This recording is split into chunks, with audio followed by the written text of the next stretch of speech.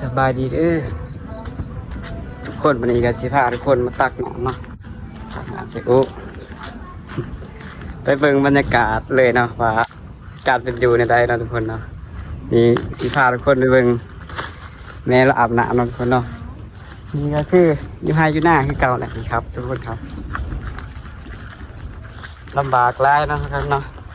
คนกระตกใส่แน่เนาะนี่สิพาทุกคนหายางหลอกกันเนาะตอนตักน้ำ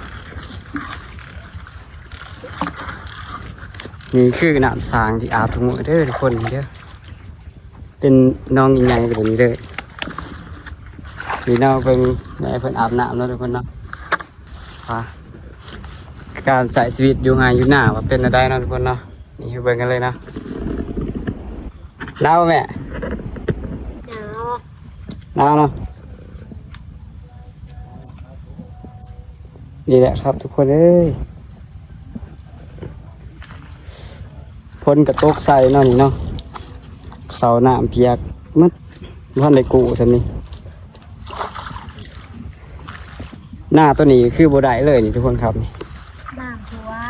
เบิ่งที่นั่นนี่โดนนี่โอ้ให้นี่แห้งโบได้ทุกคนเลยยังมีแต่กระปูกินมัดเนาะท่านนี้เนาะมีแต่หนามเนาะทุกคนเนาะบ่คือหน้าแถวทางโถงบ่มีหนามนี้เนาะนี่หนามเต็มเลยเนาะ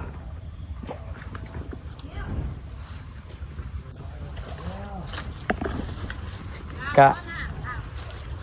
ทาง FC กับเป็นกันป่ะครับคนครับแบบหน้าภายในเนาะเป็นอย่างนี้เนาะที่ว่าได้เขาได้หนามก็บ่เต็มเม็ดเต็มหน่วยเป็นได้เนาะทุกคนเนาะด่างหัวมากเป็นคนครับ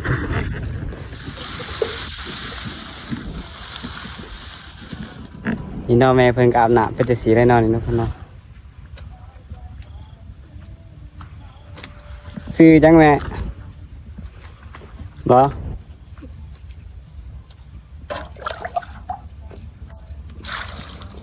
นี่เด้อทุกคนการใส่ชีวิตเป็นอยู่อาศัยเนาะ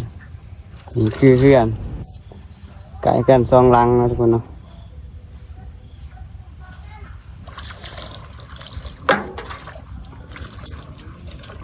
แต่ละมือก็กินกุ้งห้อยปูป่าไปนะทุกคนเนาะใส่ชีวิตเดี๋ยวพ่อเพียงพี่น้อง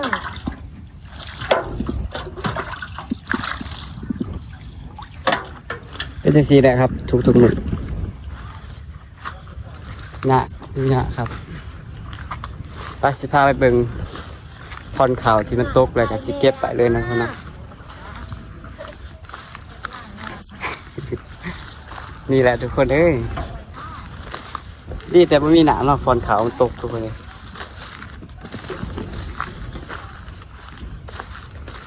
บรรยากาศยามแรงหยักคำคือเก่าแหละทุกคนเลยเฮ้ยขาวตกหนัง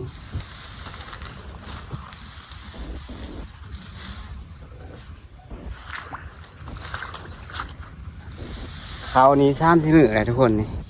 เบิ่งที่เนาหมดแล้วนี่บ้านในกูสามโมบ้านเป็นกล้องน้ำมูสนะทุกคนเลยบ้านมีกล้องสามเนาะหมูกล้องมืดเลยหมูตีมืดเลยตัวเองยังยั่งอยู่เนาะกลางคืนนี้5 พันป่าเลยทุกคนพันป่าเรียกว่าใส่เบ็ดเนาะนี่ก็เบ็ดกับบริเฮดมาเนาะบริเอามาใส่นี่ทุกคนเอ้ยวิวกบอันนี้ภายในน้ำมีเนาะทุกคนเนาะกบจิกกว่าเคยมีกบห่างเนาะนี่แหละทุกคนโคตรหนักเลยนะคันทาไทยกับเลี้ยวเป็นเลี้ยวเนี่ยทุกคนเลยบ่ได้เขาให้นี่เบิ้งที่ให้เบิ้งกวางนี่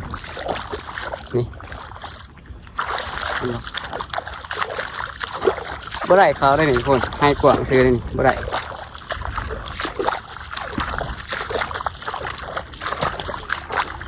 ป้ามีนี่อยู่นอนคนเฮ้ยป้าทุกคนนี่เห็นปะ มันเลยจำเลยเฮ้ยไปแล้วทุกคนเลยโอ้ไปแล้วทุกคนเลย ปลาซิวหน่อยนะทุกคนนะ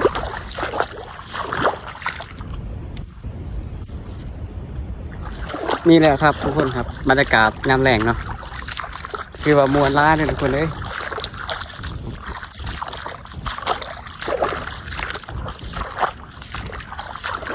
ไฮนี่โอ้บ่ได้ขาวแห้งไฮนี่เดี๋ยวพาเบิ่งคลองปลาโขดลายเลยทุกคนเลยปลาคอไปห้าวบริษัทดอกมีเบ็ดไหนเนาะพามาเบิ่งหนักไฮหน้าอีกคือว่ายำเกียวแหละก็ซ้ำยำดำเนาะหนาลายขนาด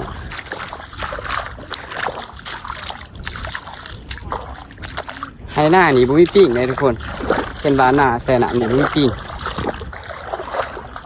มีเอียนนี่โอ้แต่ก่อนมาใส่นี่ได้2-3 โตแหละนี่คล้องหนักเขาหน้าพอล่าได้นี่ทุกคนไปกี่หันแกนะแกมุ่งบอกเขาว่าแกมุ่งนี่แหละเนาะปลาคอมันโดดใส่มุ่งโอ้เต็มนี่คือหน้าเขาเนาะหน้าบันเลนแหละทุกคนเลยเชี่ยเขาเหยาะมาแล้วทุกคนเลยปุ๊บทุกป้าหนีท่านในเมื่อกี้เดินจะสปีนไปทุกคน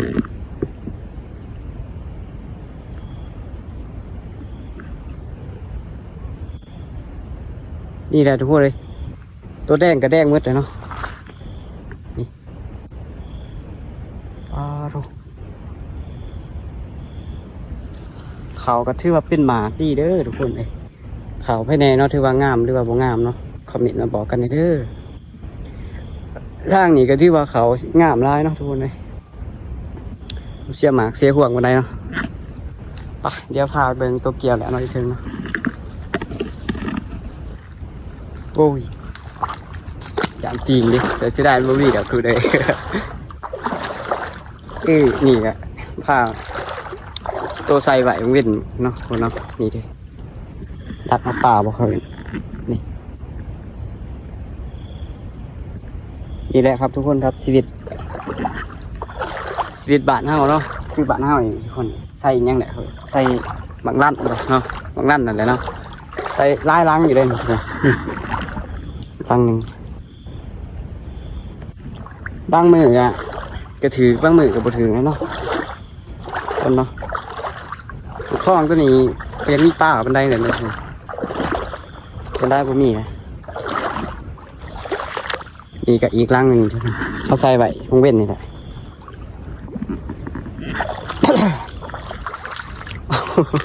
มีอยากมีงานทุกคนเอ้ยป่าจะเอามาหล่อเบิ่งลีเบิ่งใส่ตัวเองเลยเนาะเบิ่งลำตัวเองบรรยากาศยามแรงก็เป็นอันนี้แล้วทุกคนเลยคือว่ามวนได้อยู่ให้อยู่หน้าบรรยากาศก็ดีได้ทุกคนหนักคำมีแฟนแน่นี่ด้วยนี่มีเกียวเขาซอยเนาะนี่แหละครับใส่ป่วงใส่ยังเนาะตัดหน้าครับห้อยอยากไล่เลยทุกคนหน้าตัวนี้หน้าตัวเห็ดนี่ห้อยไล่ขนาดตอนเกี่ยวข่าวฮันโน่เก็บนี่เต็มกระของเลยทุกคนเป็นเรื่องนั่นนี่ว่ามักมีป่าเลยนะทุกคนเนาะนี่ก็เบิ่งเทิงเลยทั้งหมู่เบิ่งเทิงเลยทุกคนก็จะเป็นประมาณนี้แหละทุกคนเอ้ยตัวเกียวแหละยังนอนให้หน้าก็บ่ได้ไม่ได้นะทุกคนเลยบ่ได้เขาได้ยังเนาะเพราะว่าเห็ดบ่ละเอียดเป็นได้เนาะผ่อนเขาปะดังคันหน้านี่เลยทุกคนเลยนี่หน้าตัวนี้เล่นนี่เลยเนาะเดี๋ยวสิพาทุกคนไปเบิ่งกันนะเด้อไปเบิ่งห้องหนำตัวมักปล่อยหนำเข้ามาเนาะทุกคนนะวันนี้ขึ้นอยากคำร้ายเนาะผมได้ไปใส่บังลั่นนั่นเนาะพอเถาถ้าไปใส่เนาะทุกคนเนาะหรือว่าพอใหญ่แหละพอใหญ่ในเขื่อนแหละเนาะคนมักเอิญได้แน่เนาะพอใหญ่เนาะ สำหรับหาเอิญพ่อใหญ่เดี๋ยวสิไปอัดน้ำหน้าเลยเนาะทุกคนเนาะมันเขาลายโผล่ละทุกคนเลยนี่ฟันเขาคือว่าได้พอนอยู่ได้ทุกคนเลยเป็นว่าหน้านั่นนี่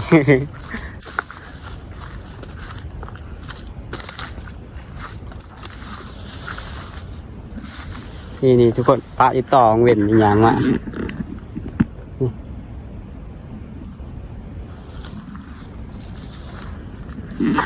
เขาขับรถไทยคล้ายมันทุกคน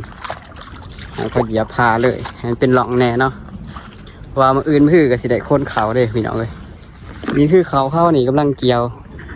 ว่าในซุกสำนอนนี่ดิทุกคนเลย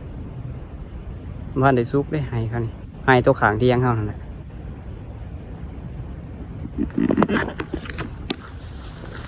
บ่ท่านได้ซุกร้ายขนาดทุกคนเลย 2-3 ให้อีกแหละเขาก็แล้วก็ไว้ซอยพว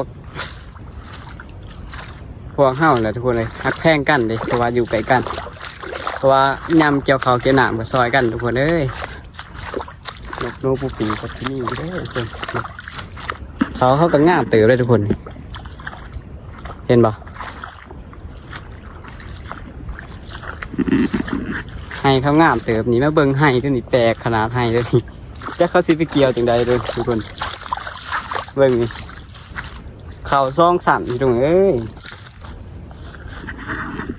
นี่เขาซ่องสั่นนี่พี่น้องครับนี่สั่นหนึ่งก็ได้นี่แล้วอันนี้อีกสั่นหนึ่งนี่ทุกคนเป็นซ่องสั่นเลยนะนี่โอ้โหว่าเขาสิเกี่ยวเท่าใดเนาะทุกคนเนาะ เกี่ยวระดับ2-3 มื้อแหละก็สิได้เนาะทุกคนเนาะนี่ก็คือข้ามอัดน้ำหน้าน้องก็เขาบอกนะทุกคนเนาะ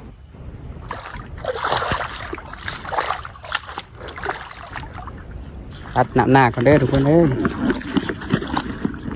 ให้กับมือนี้เกี่ยวกับเกี่ยวบ่ได้ล่าสุดนะถึงให้ยากนะทุกคนเนาะเกี่ยวได้ให้หนึ่งกับให้หน่อยหนึ่งนะทุกคนเนาะ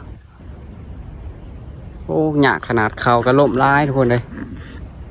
เมื่อยขนาดทับไพ่เคยใหม่นี่โอ้บอกว่าเกี่ยวมือ1-2 มื้อพ่ออยากมือเอาเลยทุกคนเลยยากขนาดนะยังให้เบาร้าย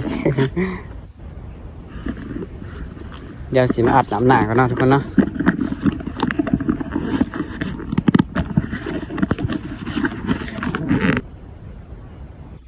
เป็นเบิ่งอยู่ได้หันทุกคนเลย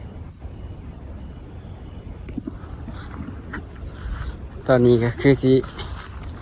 ย่างกลับแล้วทุกคนเนาะหลังจากที่อาบน้ำแล้วเนาะเบิ่งให้ตัวนี้เป็นเบิ่งเลยทุกคน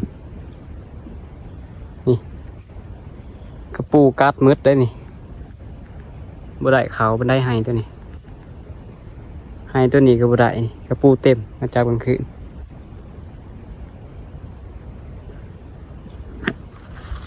เดี๋ยวมีเวลาเดี๋ยวสิอัดคลิปไปหากินให้ทุกคนได้เบิ่งเด้อทุกคนหาจับกระปูห้อยนี่แหละกดเลย